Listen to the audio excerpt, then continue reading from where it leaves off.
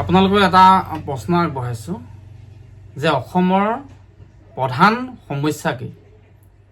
নিশ্চয় আপোনালোকৰ মনলৈ এটাই ভাৱ আহিছে যে অসমৰ প্ৰধান সমস্যা বুলি কোৱাৰ লগে লগে বানপানী সমস্যা, নহ'লে খোৱা পানীৰ সমস্যা, এনেধৰণৰ সমস্যাবিলাক আপোনালোকৰ নিশ্চয় মনলৈ আহিছে, নহয়নে বাৰু? কিন্তু মই ভাবোঁ যে অসমৰ যদি প্ৰধান সমস্যা হিচাপে আমি ক'বলৈ যাওঁ, তেতিয়াহ'লে প্ৰধান সমস্যা হৈছে বিয়া নপতাকৈ থকা ডেকা ল'ৰা বা বিয়া নপতাকৈ থকা ঘৰত থকা গাভৰু ছোৱালী। মানে বিয়া নপতাকৈ থকা ডেকা ল'ৰা আৰু গাভৰু ছোৱালীয়ে হ'ল অসমৰ প্ৰধান আৰু মূল সমস্যা। সমাজৰ কাৰণেও সমস্যা, ঘৰখনৰ কাৰণেও সমস্যা। আপুনি একদম খোলাকৈ কথা কৈছোঁ, আপুনি যদি আপোনালোকৰ ঘৰত যদি কোনোবা তেনেধৰণৰ আছে, বোলে বয়স হৈ গৈছে, বিয়া পতা নাই, বা 40ৰ দেওনা পাৰ হ'ল বা 45ৰ দেওনা পাৰ হ'ল, তেতিয়া সেই যুৱতীগৰাকী আচলতে নিজৰটো মনটো বেয়াই, কিন্তু সমাজত যদি ক'ৰবাত কিবা এটা কৰিবলৈ যায় বা যিকোনো এটা ক্ষেত্ৰত, তেতিয়া ক'ব এই আজিলৈকে এটা দৰাই বিচাৰি নাপালে, বা ল'ৰাৰ ক্ষেত্ৰতে হওক যদি ক'বলৈ যোৱা হয়, তেতিয়াহ'লে ক'ব এই আজিলৈকে এজনী ছোৱালীয়ে বিচাৰি নাপালে। বা কাৰোবাৰ লগত যদি কথা পাতি থকা দেখে, যদি ফ্ৰেণ্ডশ্বিপ হিচাপে, যেনিবা ল'ৰাজনে কোনোবা ছোৱালীৰ লগত একেই সমবয়সীয়া কোনোবা বান্ধৱীৰ লগত কথা পাতি থাকিলে, তেতিয়াও ক'ব তাৰ মানে এনেকুৱাই, সি যাৰ তাৰ লগত পাতি থাকে, চৰিত্ৰটোৱে বেয়া, বা ছোৱালীজনীও তেনেকৈ ধৰণে আগবাঢ়িব নোৱাৰে। হয়নে নহয় বা কথাটো এবাৰ আপোনালোকে ক'বচোন। আৰু মই বিশেষকৈ ভাবোঁ ল'ৰাতকৈ বেছি ছোৱালীজনীৰ ক্ষেত্ৰত বেছি ৰিক্সি হোৱা দেখা যায়, বা ছোৱালীগৰাকীয়ে বহুত বেছি তেনেধৰণে আচলতে কথাবিলাক শুনি পায় যে কিয় বিয়া পতা নাই, বা কি কথা কি বতৰা, বা কেনেকুৱা ধৰণৰ কি কথা কি বতৰা, এনেকুৱা ধৰণৰ মানে বহুত কিছুমান প্ৰশ্ন আচলতে উদয় হয়। বা ঘৰখনতো এটা মই ভাবোঁ যে ককাইক ধৰি লওক দুজন আছে, তেওঁলোকে দুইজনী বিয়া পাতিলে, ভনীয়েক আছে ধৰি লওক বা ভায়েক আছে, তেওঁলোকেও বিয়া পাতিলে, কিন্তু থাকি গ'ল সেই বায়েকগৰাকী। সেইটো মানে এটা মানে এই আমাৰ দি ল'ব পাৰিলেই মানে এটা সমস্যা সমাধান হ'ব।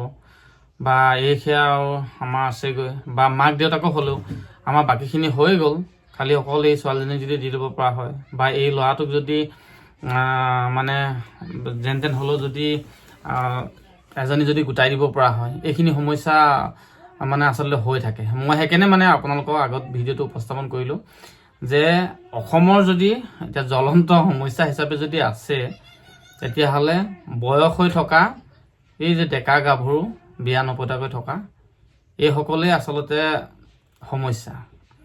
আৰু আজিকালি মই এই কথাষাৰ উপস্থাপন কৰাৰ লগতে আৰু এষাৰ কথা ক'ব বিচাৰিছোঁ। আজিকালি ল'ৰাই ছোৱালী নাপায়, ছোৱালীয়ে ল'ৰা নাপায়, আৰু সেইটো কাৰণে উপযুক্ত বয়স হৈও মানে এক্সপায়াৰ ডেট হৈ যায় বুলি কয় নহয়, এইটো বোলে এক্সপায়াৰ ডেট হৈ গৈছে, এনেকৈ বুলি কয় যে আপোনাৰ 30 বছৰ দেওনা পাৰ হৈ গ'লে, আচলতে সেইটো হৈ গৈ। এতিয়া আপুনি চাব, যদি ল'ৰাটোৰ কাৰণে যদি ছোৱালী যদি চাবলৈ কোৱা হয়, মাহী পেহী বা অন্যান্য যাকে নহওক, যেনেকৈ নহওক, বোলে আমাৰ ইয়াৰ কাৰণে বোলে ছোৱালীজনী চাই দিবাচোন, বোলে যেনিবা আমাৰ ঘৰৰে মই কোনোবা ক'লে, তেতিয়া তেওঁলোকে ক'ব হেৰি নহয়, ল'ৰাটোৱে কি কয় কি নকয় জানেই, তাৰপিছতে ক'ব তাৰ কাৰণে তেনেকুৱাচোন ছোৱালী নাই, মানে চব বুকিং হৈ আছে। বা আজিকালি এটা কথা নহয়, ছোৱালীবোৰ আকৌ ৰিস্ক ল'বলৈকে টান নহয়, মানে মাক দেউতাক খেতি আকৌ ক'ব মানে নাই বুলি, বা ছোৱালীজনীও সন্মানৰ খাতিৰত মাক দেউতাকহঁতক আগত খুলিকৈ নকয়, ল'ৰা গ'লে ক'ব নাই বুলি ক'ব। পাছত আকৌ যেতিয়া বিয়া ধুমধাম চিঠি পত্ৰ ছপোৱা, আনকিলাকে আঙুঠি পিন্ধোৱালৈকে দেখিছোঁ, তাৰপিছত বোলে আঙুঠিটো লৈ পিনে বোলে ছোৱালীজনী বোলে বেলেগ ল'ৰালৈ পলাই গ'ল। এনেকুৱা ধৰণৰ বহুত ঘটনা ঘটি আছে। আৰু ল'ৰাৰ ক্ষেত্ৰতো কৈছোঁ, এজন ল'ৰাৰ কাৰণে যদি এজনী ছোৱালীৰ কাৰণে এটা যদি উপযুক্ত যদি ল'ৰা বিচাৰিবলৈ কোৱা হয়, তেতিয়াহ'লে ঠিক আছে, মানে হ'ব বাৰু বুলিয়ে ক'ব। কিন্তু তাৰপিছত ক'ব তেনেকুৱা ধৰণৰ চোন আমাৰ গাঁৱত নাই, বা ওচৰে পাজৰেচোন তেনেকুৱা ধৰণৰ কোনো ল'ৰাই নাই, মানে চব কিবা মানে তেনেকুৱা ভালচোন তেনেকুৱা নাই, এটা আছিলে তাকো মানে কেইদিনমান আগত বিয়া পাতিছে। সি আছিলে আমাৰ এইকেইটা ভাল আৰু তেতিয়াহ'লে সেই ছোৱালীজনীয়ে যেতিয়া 30 বছৰ দেওনা পাৰ হৈ গ'ল বা 40 বছৰ দেওনা পাৰ হৈ গ'ল, কাকনো বাৰু সেই ইনবক্সত মেছেজত ফেচবুকত ইনষ্টাগ্ৰামত আহি পিনে আই লাভ ইউ বুলি দিব, মই তোমাক ভাল পাওঁ বা মই তোমাৰ লগত বিয়া হ'ব বিচাৰিছোঁ বা কথা ক'ব, আপুনি চিন্তা কৰিছোঁ। বা ক'ৰবাত গৈ নিজেনো বাৰু কেনেকৈ মই কি কয় এইটো মানে এই আমুকটোকে বিচাৰিলোঁ বা ল'ৰাটোকে বিচাৰিলোঁ বা ল'ৰাটোকেও ছোৱালীজনীক বাৰু প্ৰপ'জ দিব বা বিচাৰিব, আপুনি চিন্তা কৰি চাওকচোন। আৰু তেনেকৈ বয়সবিলাক বাঢ়ি গৈ থাকে। হয়নে নহয় কমেণ্ট কৰি জনাবচোন বন্ধুসকল। আৰু মানে কি হয়, সেই ছোৱালীগৰাকীয়ে বা সেই ল'ৰাটোৱে এনেও মানে টেনশ্যনত থাকে যে মোৰ উপযুক্ত বয়স হৈও মোৰ আচলতে মোৰ বিয়া পতা দেওনা পাৰ হৈছে, সেইটো দুখতো থাকেই। কিন্তু সমাজৰ চকুতো অকণমান